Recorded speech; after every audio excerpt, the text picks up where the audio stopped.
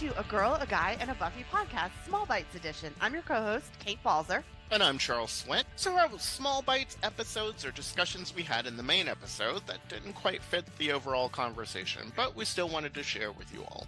We hope you enjoy these tasty conversational bites. We promise, no angry puppy scars from listening.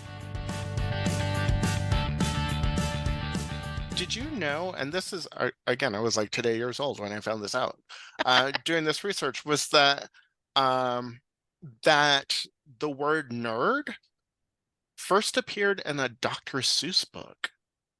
I had no idea that at all. If I Ran the Zoo is the name of the book, and the word nerd first appeared in that book.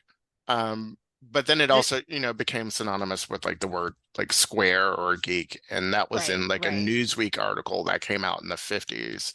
I was wondering how we transitioned. Okay. Yeah.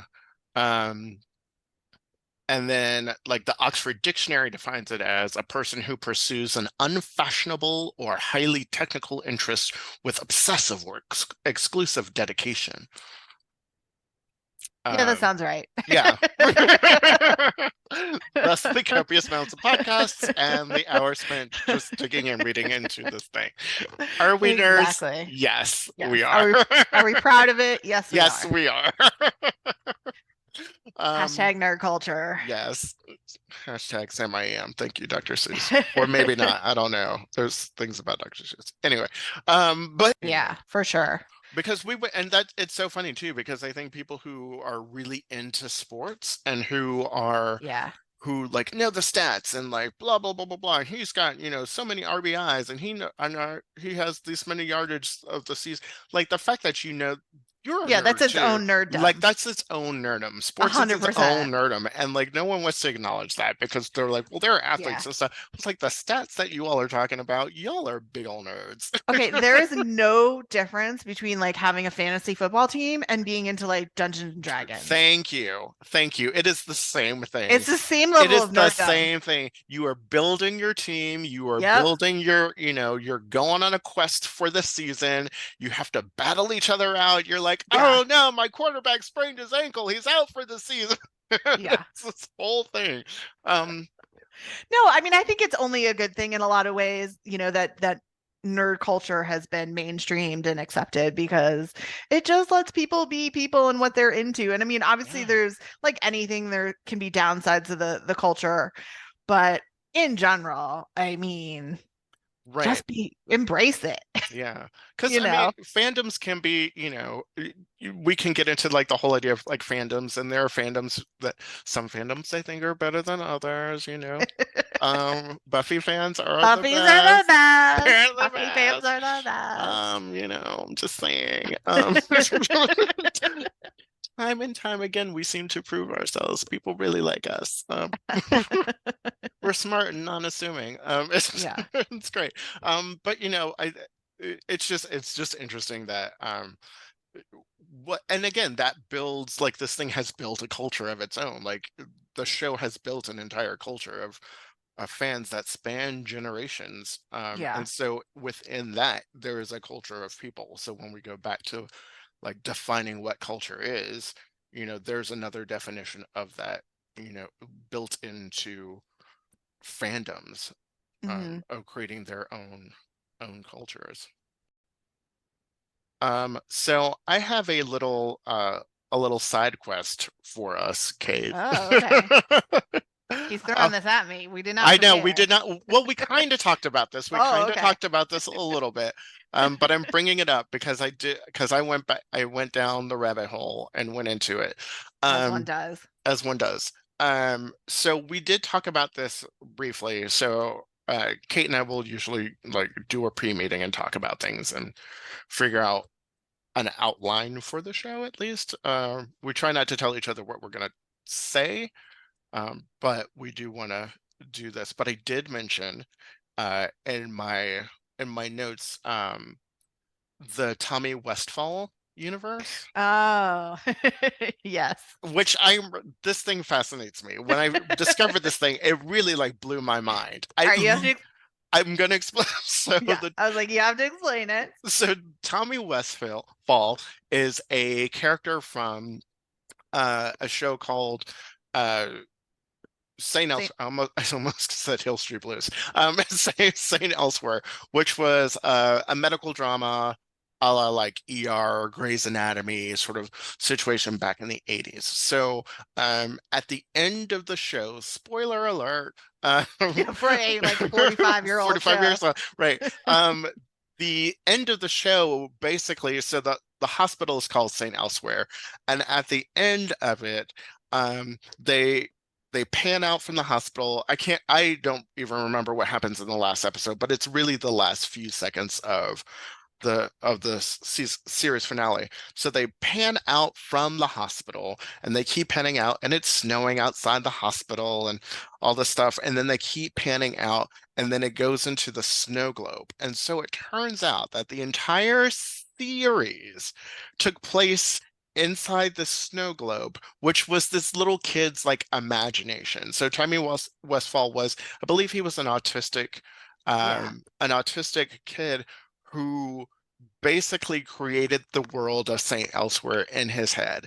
And all the episodes and all of that stuff have been taking place in his head. Well, So that's the implication. I think you can believe it or not believe it, right? right, but Yeah, that's sort of the implication. right. So because of this weird, wacky conspiracy, there's literally an entire website dedicated to it. It's called the Tommy Westphall. Uh, it's Tommy Westphall.wordpress.com. Look it up. It's amazing because the theory is that there are over like 400 shows that exist in this snow globe because of how all of these shows are connected to each other. And the span of shows, it goes from like Saint Elsewhere to, uh It's Homicide, homicide, Life on the Street, law and order. Law and Order, which spins off a whole other universe, and it Yeah. keeps going on. The So X-Files. the X-Files, it goes to sitcoms, Isn't there Seinfeld, something in the The Star Trek Sopranos, the Star Trek, universe? Star Yeah. Trek is in there. Like all of these shows that we watch, if you go back to this theory, all of these shows actually exist in the same universe, and that there's proof of it. And you can pull up all the references. So there's a whole reference key, and Buffy is included in this universe. And just to clarify, this is a fan theory, right? Yes. Charles wants it to like be true. He's like, no, it's canon. It's I don't fanon. know. I don't know, because when you look at it makes a lot of sense. So yeah, like in the center you have Saint Elsewhere, and it talks about, oh, well, there's an investigator there that goes to Homicide Life on the Street, and then it talks about Newhart, and it shows you how it goes. So like on Saint Elsewhere, somebody in Saint Elsewhere goes and visits Cheers. Mm. And then that has its spin-off shows, which includes Frasier and the Tortellis. And then God, I forgot about the Tortellis. right. So then I'm gonna do a quick. So then so this is how we get into it. So the John Larroquette show, John Larroquette's character calls into Frasier on his radio show. So now the John Larroquette show is a part of this universe. That show references Yo-Yo Dina, which is a client from Angel's Wolfram and Hart. Oh. So then that brings Buffy right into I knew it was Angel. Universe. I'd forgotten how. Yeah. So Angel brings us into this. And then also we get to you go back, and Homicide gets into the X-File because of the lone gunman. So the X-File cigarette smoking man and Spike both smoke the same type of cigarettes. Spike smokes Morley's? Yes. I didn't know that. Morley's are on another show too, because I remember being like, that's the cigarette smoking man's cigarette brand. I did not know. I wonder if that's like the Acme version of cigarettes in Hollywood. It could be, but because it is, they live in the same universe. And except you know what, it also blows the whole theory when the fact that the trio references the X-Files as a TV show. Right. It kind of does. It kind of does. And Star Trek. And Star Trek. It's true.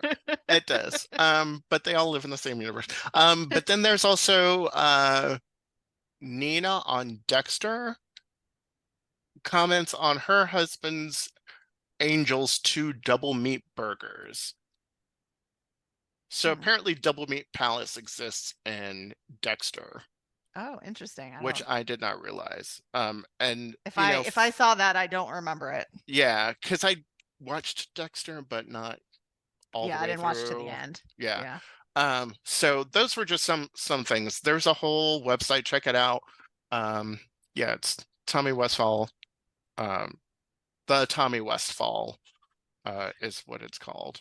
I do find it cute and amusing that you're like just recently discovered that. Well, it was like 2018 or something like that, which is recent. Which true, because it's been around for a while, hasn't it? For a very long time. And the list keeps growing because of all the shows.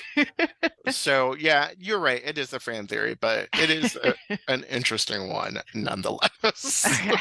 Side quest completed. Thank you so much for joining us for this episode of Small Bites. Let us know your thoughts about the episode by leaving a review or rating us wherever you listen to your podcast. You can follow us on Instagram and Facebook at A Buffy Podcast and email us at abuffypodcast@gmail.com. Thanks so much for listening. Bye. Bye.